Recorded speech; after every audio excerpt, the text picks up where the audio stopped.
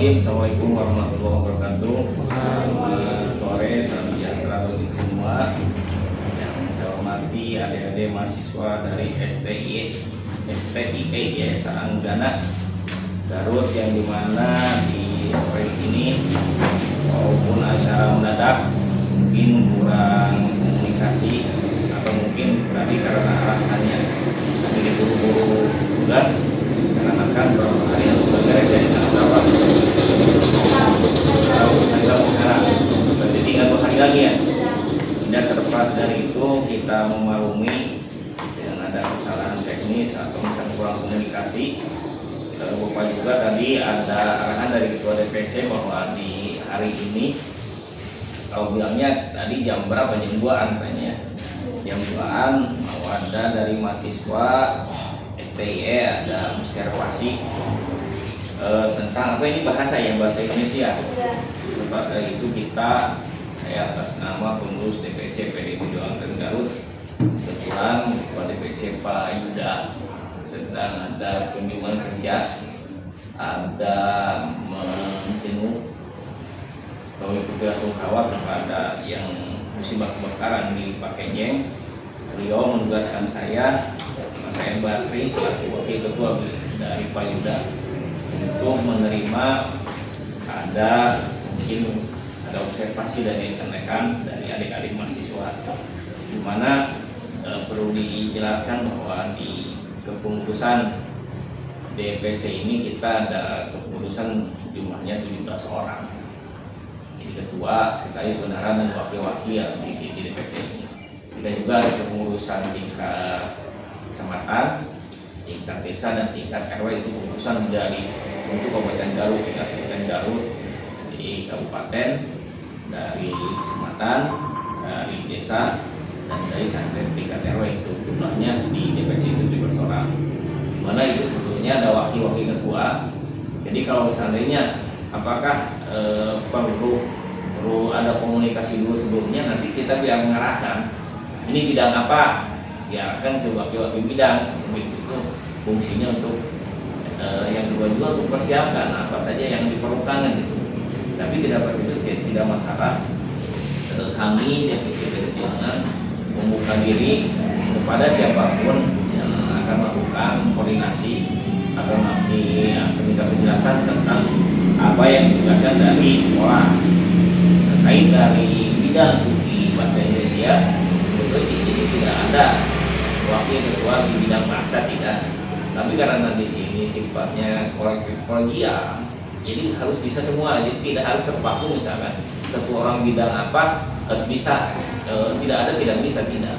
Jadi semua mengcover semua kegiatan-kegiatan, permasalahan-permasalahan, karena sifatnya di sini bersifat umum, jadi tidak satu sifat kegiatan saja.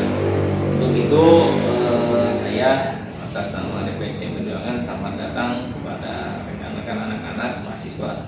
Mudah-mudahan ini salah satu menjadi pertama silaturahmi dengan partai kita, yang kedua jadi bekal. Ada mungkin bukan DPC di sini Bapak merasa lebih, tapi mudah-mudahan nanti sesudah ada observasi menjadi bekal untuk adik-adik di mahasiswa bisa lebih meningkatkan pendidikannya itu.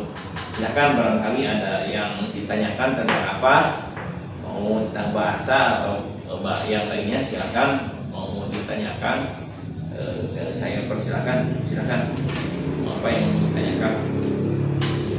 Sebelumnya ingin memperkenalkan diri dulu Pak. Ya. Nama saya Sheila Hadayani Rodin. Ya. Pertanyaannya dari pertanyaan dulu. Nama Bapak, nama jelas Bapak siapa?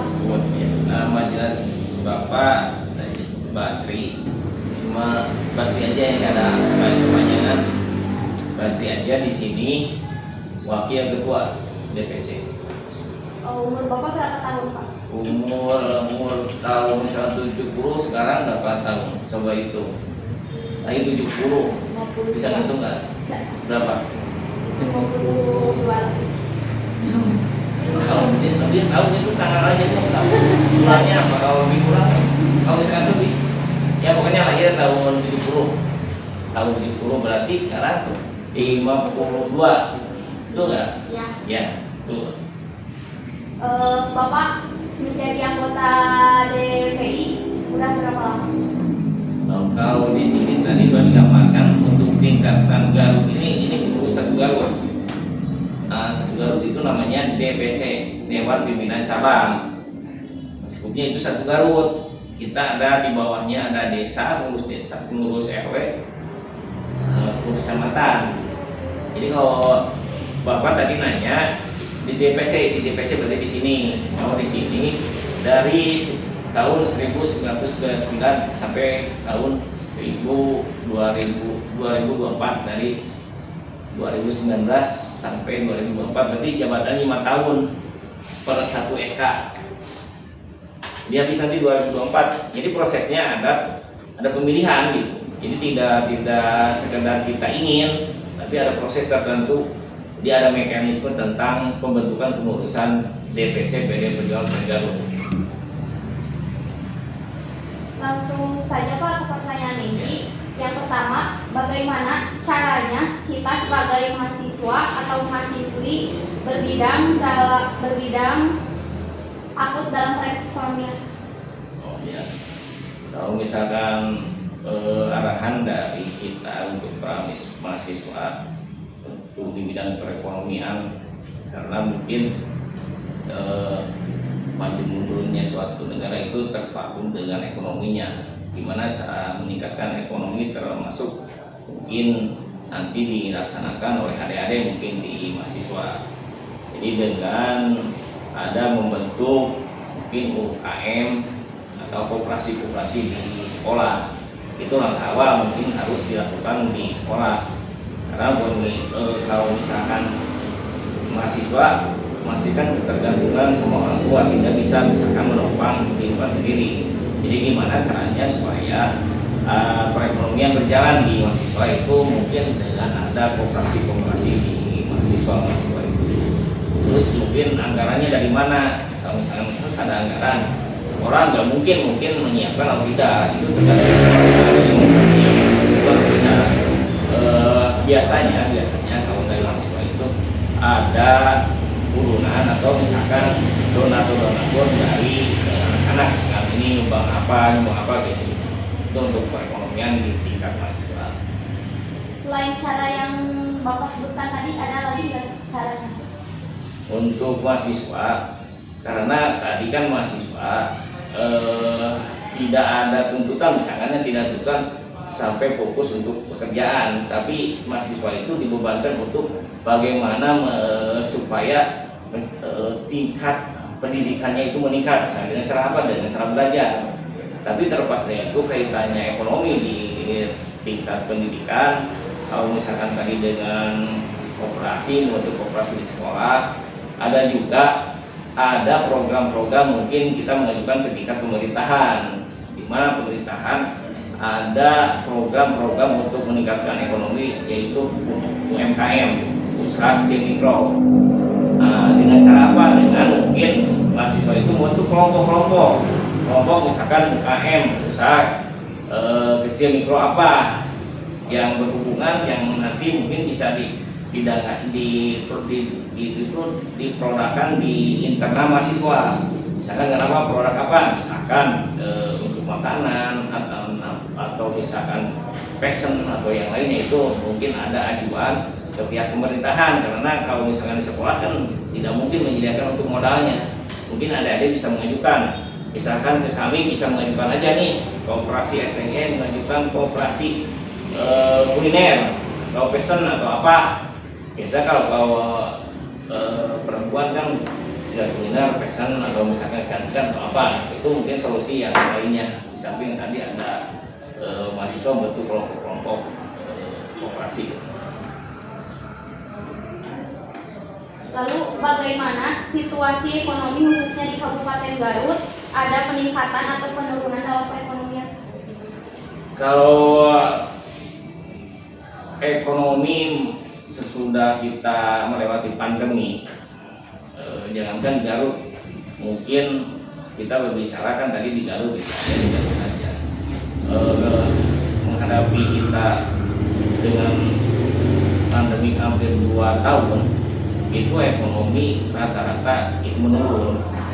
Makanya sekarang fungsinya harus membentuk UMKM baik di masyarakat atau di sekolahan, itu fungsinya untuk meningkatkan ekonomi yang tadinya di masa krisis 2 tahun kita mengalami pandemi itu di tiap daerah termasuk di Garut itu ekonominya menurun. Kenapa? Mungkin daya belinya kurang, terus ada harganya meningkat, atau kan misalkan masyarakat lebih memilih kepentingan yang sangat dibutuhkan daripada kepentingan yang lain. Makanya kalau secara keseluruhan tapi kita tidak bisa menggambarkan karena data sebenarnya ada data di pemerintah daerah. Kita tidak punya data untuk berapa ini penurunan ekonomi di Garut. Tapi secara keseluruhan tingkat ekonomi di Garut itu menurun dengan adanya kemarin pandemi yang 2 tahun. Tapi semenjak sekarang sudah COVID reda, bagaimana situasi yang saat ini, terus solusi Bapak supaya meningkat di perekonomian Garut? Solusi mungkin karena di partai politik itu kita punya perwakilan. Jadi kalau misalkan suhunya di DPC itu kita ada punya wakil-wakil di eksekutif, kita tidak punya di PDI, tapi di legislatif di dewan kita punya anggota dewan yang fungsinya anggota dewan itu salah satunya untuk budgeting, penganggaran. Jadi bisa aja kan dengan harus ada peningkatan, kita mendorong ke praksi, ke dewan kita untuk pertama kita akan bisa mengajukan ke tingkat APBN, tingkat nasional, dan juga bisa mengajukan tingkat ke provinsi. Kita juga bisa mengajukan ke tingkat kabupaten, karena di partai kita ada perwakilan dari kabupaten, dari provinsi, dari pusat. Jadi supaya meningkatkan kita mencoba termasuk dengan adanya kita Menteri Sosial dan kita Menteri UMKM dari kita. Jadi kita mencoba untuk mengajukan program-program untuk peningkatan ekonomi masyarakat. Itu salah satu upaya partai kami untuk meningkatkan ekonomi setelah pandemi itu. Contohnya seperti apa, Pak? Contohnya kita kan ada program BPUM, misalkan UKM, usaha kecil mikro yang diajukan ke koperasi. Jadi kalau misalkan itu anggaran pusat bukan dari daerah.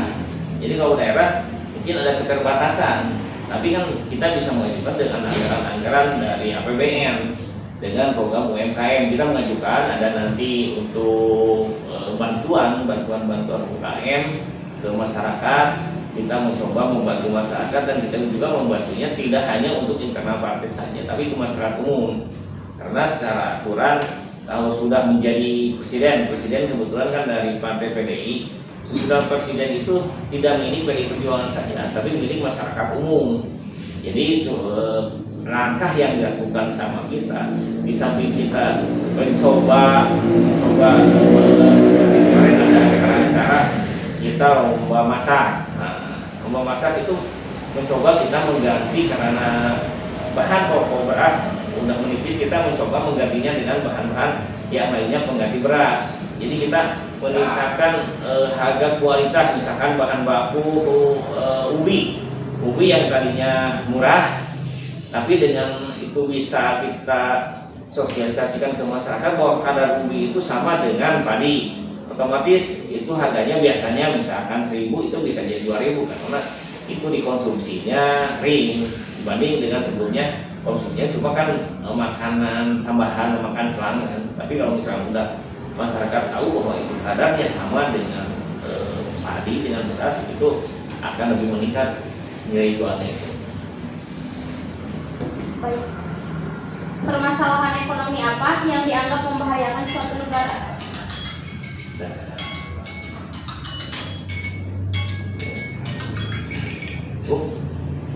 Ya, iya di damping. Siap. Sampai 10 menitan.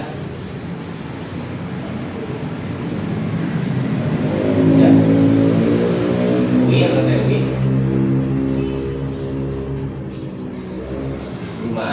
Limaan.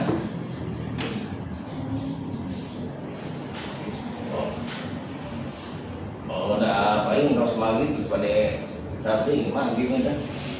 Dan terus itu berjalan ya 10 menitan pertarusan gitu saya suara pertarusan. Siap. Kita menanyakan udah kesini belum? Soalnya dilanjut dari apa? Permasalahan ekonomi apa yang dianggap membahayakan suatu negara? Biasa ekonomi yang paling membahayakan di berbagai negara atau kategori di suatu negara tertentu termasuk di negara kita itu ekonomi yang menyangkut masalah pangan, kebutuhan pokok itu yang paling dasar karena itu kebutuhan yang paling dasar itu sangat dominan untuk menopang kehidupan masyarakat, yaitu yang paling utama yang paling membahayakan di berbagai negara itu kebutuhan dengan menipisnya kebutuhan pangan. Kalau misalkan sandang kan bisa ada dipakainya tidak tiap hari, kalau tapi pangan itu dipakainya dikonsumsinya tiap hari, itu yang paling mungkin membahayakan ekonomi di suatu negara apa? Pangan. Upaya Bapak cara menanggulanginya bagaimana Pak? Nah, tadi seperti disebutkan menanggulangi kebutuhan pangan karena krisis dunia, global dunia, misalkan dengan adanya perang Rusia, dengan adanya tadi masalah COVID itu kan dampaknya termasuk kita ada dampaknya. Dengan kurangnya bahan makanan pokok, kita ada program untuk kita membudayakan makanan pengganti beras. Tadi di mana-mana misalkan beras kurang, kita ada mencoba menawarkan suatu produk itu pengganti nasi, tapi dengan dasar apa? Kadar gizinya, kadar misalkan karbohidratnya itu sama dengan nasi. Ini tadi sebutkan misalkan dengan kita dengan menanam ubi, dengan menanam tas dan yang lain-lain itu upaya kita. Itu upaya bukan upaya misalkan nasional pemerintahan, tapi upaya partai kita untuk menanggulangi supaya krisis pangan itu bisa terkendali itu. Fungsinya. Selain yang itu ada lagi nggak Pak? Selain yang kayak pengganti beras itu? Ya untuk misalkan solusinya tadi kita mungkin menstabilkan lagi ekonomi masyarakat supaya misalkan kebutuhan berasnya misalkan lebih meningkat, kita dengan swaswadaya beras, dengan menanam beras yang tadinya sekarang banyak untuk pabrik-pabrik untuk yang lainnya mungkin dikembalikan lagi dengan program-program yang dulu kita cara menanam beras yang benar gimana, terus ada lumbung misalkan lumbung untuk penyimpanan.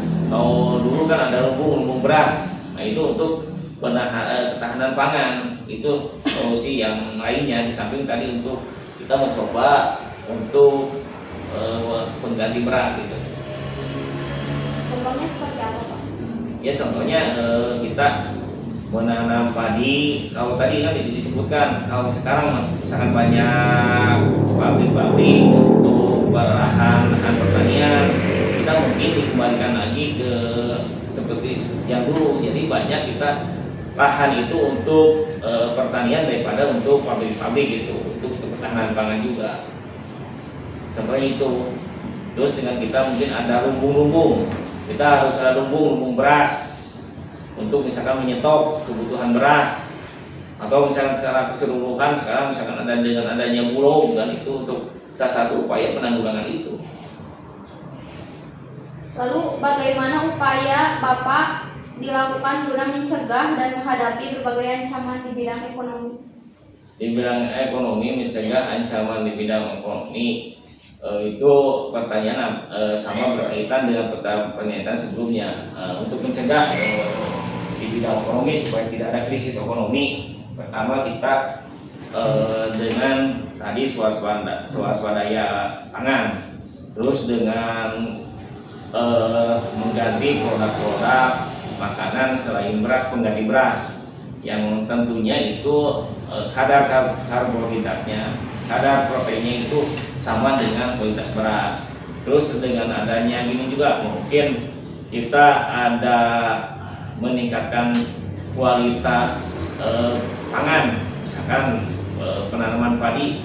Gimana caranya supaya menanam padi itu tidak terhindar dari mungkin hama, terus misalkan tidak terhindar dari penyakit-penyakit yang bisa menggagalkan panen.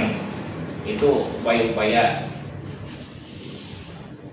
Selain itu Pak?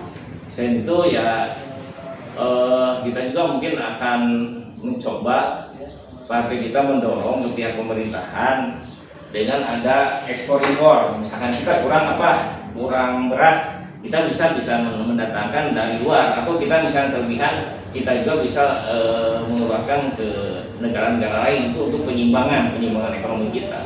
Karena kalau misalnya kelebihan juga kan tidak baik, tapi kekurangan juga kita akan mencoba seperti yang dilakukan pemerintah dengan mendatangkan, misalkan kemarin tidak ada bawang, misalkan bawang putih, kalau kita kan mengekspor dari luar gitu, atau misalkan kita kelebihan, kita juga kirim keluar gitu, tambahan-tambahan selain yang tadi.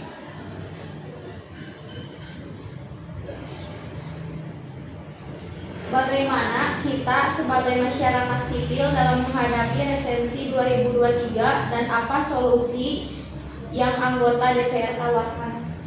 Nah itu sebetulnya ranah DPR, kan itu nanya ke DPR. Ada DPRT tapi nggak masalah, karena DPR itu perwakilan kita. Yang DPR itu termasuk Pak Yuda itu DPR. DPR kan Dewan Perwakilan Rakyat kita. Kalau sudah di DPR itu tidak terrealisasi atau tidak, misalkan hanya mementingkan partai saja, tapi tidak, karena partai umum. Nah itu kenapa tadi ditanya itu partai politik tentang untuk menanggulangi supaya ada di 2023 minimal ekonomi itu stabil gitu kan, meningkat secara umum.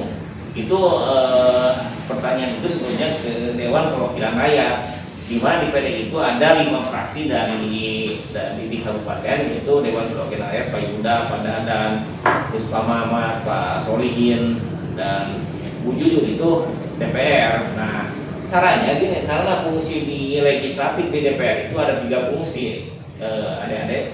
Jadi fungsi pengawasan, fungsi budgeting, penganggaran, dan fungsi pengawasan. Nah mungkin itu yang kita dorong ke DPR supaya 3 fungsi itu berjalan. Misalkan nih untuk penganggarannya, di mana DPR bersama eksekutif, bersama bupati, wakil bupati menganggarkan untuk tahun 2000 kepentingan apa yang harus diperlukan, yang mungkin lebih utama apa yang harus ini ditingkatkan untuk di 2023. Itu fungsi, karena ada fungsi budgeting, penganggaran. Kedua, mungkin ada fungsi pengawasan, karena pengawasan kita bisa mengawasi, DPR kita bisa mengawasi fungsi eksekutif ke bupati, wakil bupati, di mana ada kebijakan-kebijakan yang kurang mendukung masyarakat. Dan mungkin yang ketiga, DPR akan membuat perundang-undangan, karena di situ fungsi DPR ada tugas untuk pembuatan aturan. Nah di sini mungkin aturan tentang pemerintah daerah tentang penanganan pangan. Nah mungkin itu ada dibikin dasar payung hukumnya nih. Jadi nanti misalkan bersama eksekutif, 3 fungsi itu akan dilaksanakan oleh DPR untuk mengenai nanti menghadapi 2023.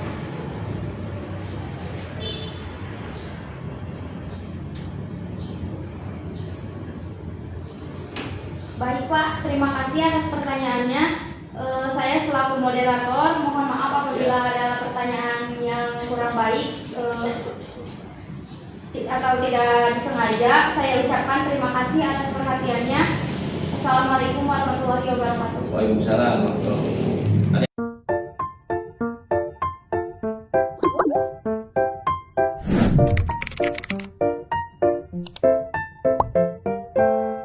Assalamualaikum warahmatullahi wabarakatuh. Saya dari mahasiswa STIE, izin memperkenalkan diri. Nama saya Fila Ismatul Maula, dan di sebelah kanan saya ada teman saya Seilah Handayani Rodin. Ingin mewawancarai Bapak Edi Mulyadi, mungkin ya sebagai narasumber di sini. Ya, sebelumnya Bapak minta untuk memperkenalkan diri terlebih dahulu. Baik, assalamualaikum warahmatullahi wabarakatuh. Dan saya Edi Mulyadi teman-teman atau sering orang panggilnya kakek ya nama panggilannya. Sebenarnya kali ini saya apresiasi sekali, alhamdulillah mahasiswa STJ ya hadir ke ya inilah markas dari saya insya Allah di founder juga ya ada mana jadi saya ini sendiri perusahaan yang bergerak di bidang software house. Jadi itu perusahaan yang bikin sistem jaringan semua departemen. Jadi kita karena customize ya pendidikan, kesehatan, ataupun dunia divisi-divisi lainnya, promosi dan sebagainya yang mau bikin sistem secara berbasis aplikasi baik itu website ataupun aplikasi Android dan iOS. Jadi Stage IT sendiri memang lahir sebetulnya Stage IT sudah lama sebetulnya ya, cuman kita berganti nama menjadi Stage IT di tahun 2021 awal. Jadi usaha ini dimulai di tahun 2021. Nah, kalau software first-nya sendiri dulu brandnya bukan Stage IT, dulu mulai dari Tech di Indonesia. Sebenarnya dulu kantor kita di Bandung, karena COVID dan sebagainya ya dipindah ke Garut dan juga kita di branding lagi gitu. Lalu kenapa alasan Bapak memilih untuk menjalankan usaha ini?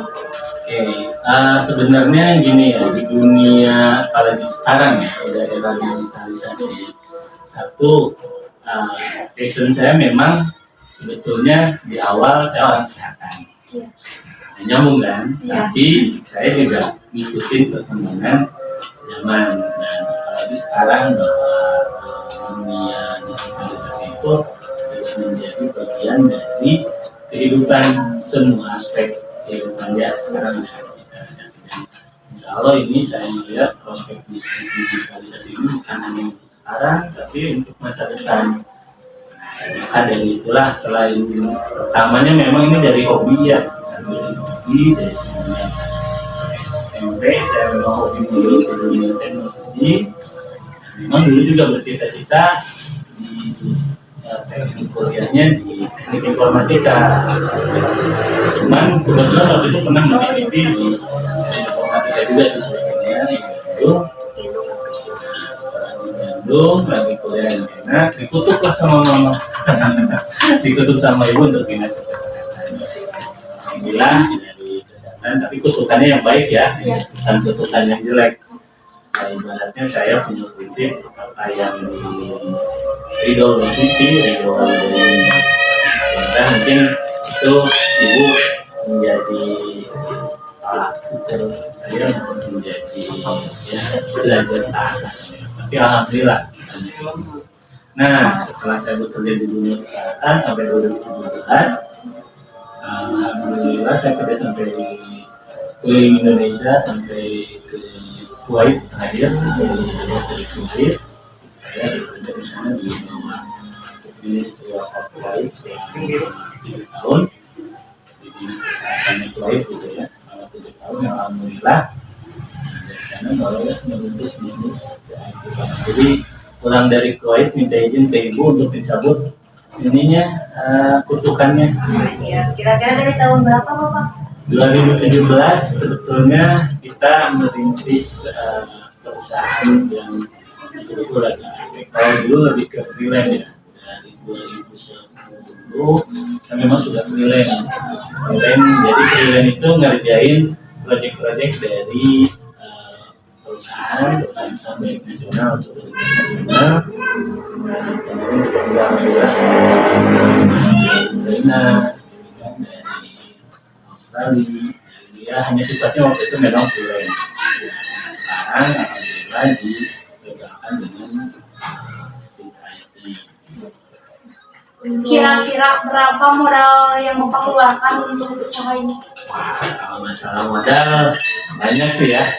Baik Modal secara awal. modal awal dan sebagainya. Modalnya sih yang pertama memang kalau di dunia itu ya seperti ini lah, perangkat dari apa namanya alat lah ya, dari PC ataupun laptop dan sebagainya. Kalau di dunia kan nanti bisa bikin aja lah, itu secara fisik. Ini alhamdulillah kita ada beberapa di karyawan, kita ada yang bagian-bagiannya ya, masing-masing, ada yang front end, ada yang back end, dan kita itu juga sendiri. Ya kalau boleh dikatakan apa ya? Karena dari awal ini kita lebih ke memanfaatkan fasilitas kerja awal itu. Jadi minim budget sih ya, kalau hanya punya laptop di rumah dimanfaatin alhamdulillah berkembang. Mungkin kalau modal mah pasti bisa gitu ya Pak. Iya. Keuntungannya gimana Pak? Nah, kalau keuntungan di dunia IT itu unpredictable ya. Jadi unpredictable ya tadi, apakah waktu freelance ya pasti semua dikerjain sendiri ya, keuntungan yang sendiri. Tapi kalau sudah berhukum, ada karyawan dan sebagainya, ya alhamdulillah rezeki Allah juga pasti nambah ya. Karena ada orang ya lumayan ya, setiap satu proyek lumayan minimal ya UMR dari banget gitu. Ya untuk nominalnya boleh dikatakan kan kita beberapa proyek ya, dari satu proyek ada yang jadi itu kita dan dari nilai proyek yang kita kerjakan. Kalau kan tadi udah dari sisi keuntungan, nah sekarang kalau dari kerugiannya ada nggak Pak? Kalau kerugiannya sebenarnya sih kalau di bisnis ini, makanya saya ini apa ya kerugiannya minor lah, jadi lebih sedikit dibanding high risk yang di usaha. Saya pernah bisnis dulu di dunia properti,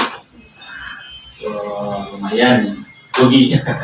Terus juga di dunia kuliner, saya pernah bikin resto kecil-kecilan, high risk juga, karena memang waktu itu selain sistem dan juga sayangnya misalnya di Jakarta, sayangnya di sini kan kurang dikontrol, kurang termanage, ya lebih juga. Terus pernah di bidang otomotif di bengkel, setahun bagus, penghasilan lumayan dan sebagainya. Ternyata kita di SDM yang kurang memadai dan mana-mana, akhirnya lebih juga. Nah kalau di ini mah perasaan kerugiannya sih nggak begitu ini, dan memang ya, dan memang menariknya di sini tuh kalau di bidang jasa itu unpredictable ya. Kadang kalau di bidang-bidang lain itu dari mulai omset dan sebagainya kan istilahnya apa namanya, omsetnya sudah ketakar gitu. Kalau yang gini sih kadang bisa 10 kali lipat, 15 kali lipat, sampai 100% juga bisa lebih gitu dari. Jadi unpredictable kalau di ya kita bermodalkan hanya bukan ini ya, secara knowledge dan sebagainya itu pasti itu modal dasar, kan harus punya skill ya, dari coding, dari modeling, nah ini juga sebenarnya kalau ngambil standar di luar ataupun ini biasanya kita hitungnya per jam, ataupun standar Jakarta ini juga dari modal selfie juga lumayan. Itu yang mungkin yang harus jadi concern kita hari ini di kita itu ya, untuk meningkatkan penghasilan teman-teman di sini. Jadi untungnya misalkan biaya operasional, biaya ini contoh 10% atau 10 juta, nah misalnya nanti untuk biasa itu tinggal negosiasi sesuai dengan modul skema bisnis yang di waktu itu. Lalu Bapak waktu sebelum mendirikan usaha ini, Bapak terinspirasi atau dari siapa gitu? Inspirasinya sih banyak ya. Kalau di ini satu, saya dulu memang sudah jadi cita-citaan, cita-cita yang terpendam, pengen punya perusahaan software host gitu kan. Terus Kenapa milih software house? software house ya tadi karena satu hobi, terus yang kedua saya lihat bahwa bisnis ini tuh bisnis untuk long term, untuk masa depan, jadi bukan hanya sekarang. Seperti ini juga yang paling utama adalah bisnis yang selalu menghadirkan dan menelurkan jiwa-jiwa muda gitu. Nah, biar awet muda juga. Jadi kan sayangnya walaupun udah usia tapi kan untungnya sama anak muda. Oh, iya. Jadi biar terus jadi inspirasi lah.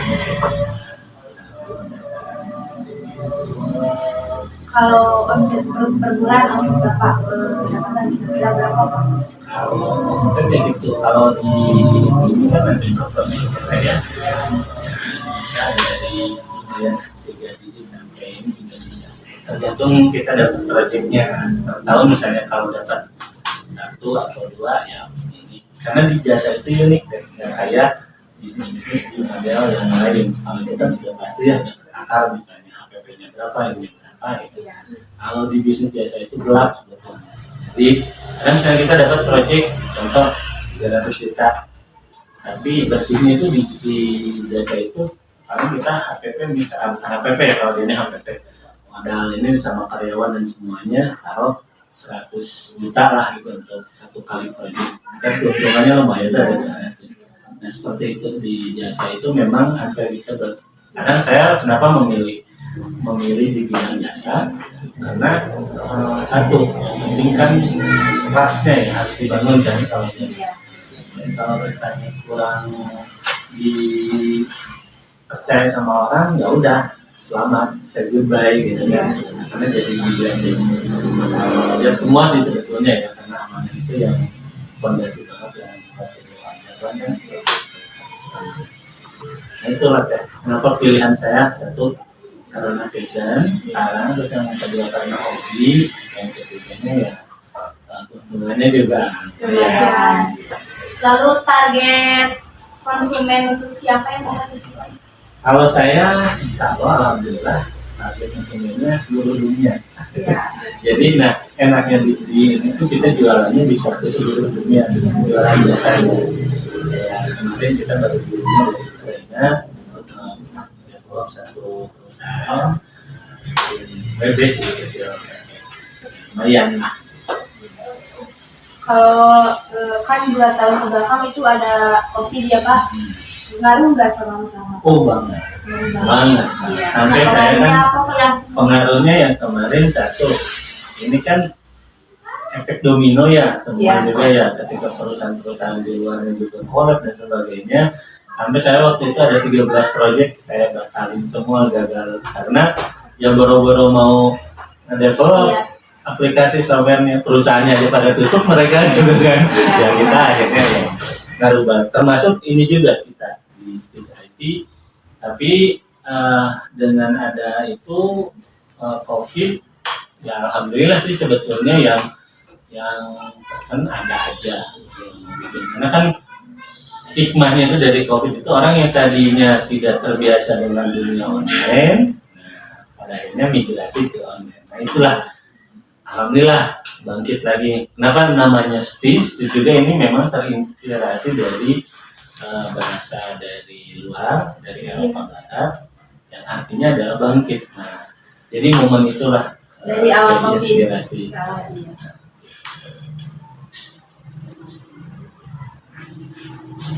Jadi dan COVID mah semua pasti terimbas lah, tidak ada yang.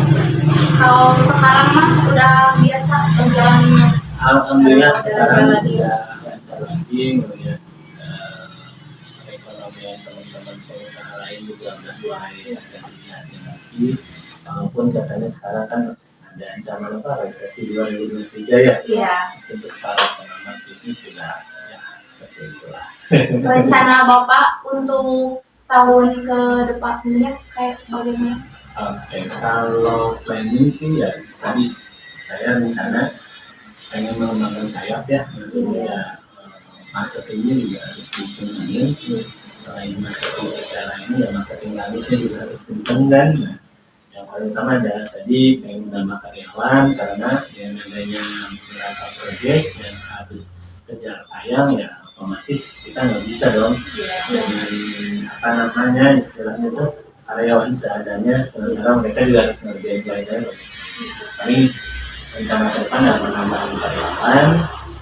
Kira-kira kalau tambah karyawan gitu Kang, apa namanya persyaratannya apa ada gitu kalau mau di sini? Kalau mau di sini ya satu pasti harus bisa skill coding. Iya. Nah, kalau di sini kebetulan saya alhamdulillah ada beberapa yang magang juga di sini yang mau belajar bareng ayo gitu. Tapi ya dengan syarat dan ketentuan berlaku. Gitu. Iya. Nah kan Bapak ingin menambah karyawan dan pasti bakal membutuhkan modal lagi. Nah rencana Bapak kayak gimana gitu? Strategis Bapak? Ya strategi gini, saya yakin ketika Allah memberikan amanah tadi karyawan di sini itu pasti dengan rezeki. Iya. Itu sih konsepnya saya nggak banyak teori kalau di bidang ini karena saya yakin semata-mata kan Allah memberikan ini pasti dengan rezeki. Alhamdulillah setelah di ini juga ya alhamdulillah nih anak yang magang aja nih ada beberapa mereka sudah bisa ikut project dan mereka bisa menghasilkan bahkan udah ada yang bisa beli motor, beli laptop sendiri. Ya mungkin kalau usahanya di sini cuma buat butuh alatnya ya di gudang ya Pak, laptop mungkin. Laptop juga sih harus yang kompatibel ya, maksudnya kalau yang speknya hanya sebatas RAM biasa, RAM-nya kecil itu tidak menjadi kurang performa lah kan. Itu minimal kalau laptop ini biasanya yang RAM-nya di atas 8 juga baru kita bisa kerja karena kan waktu itu butuh render dan sebagainya dan atau develop deploy itu harus yang speknya lumayan. Ini salah satu aset juga. Iya, salah satu aset perusahaan.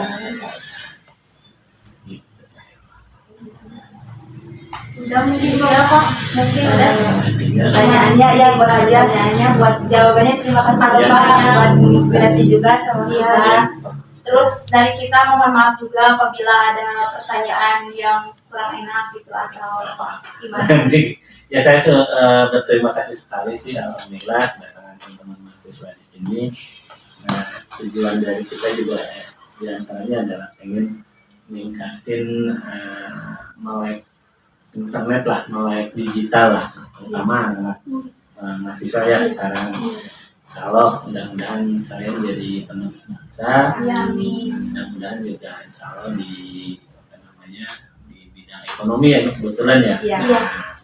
Biasanya yang saya ini anak-anak ekonomi tapi nggak pada bisnis makan jadi yang lain gitu ya.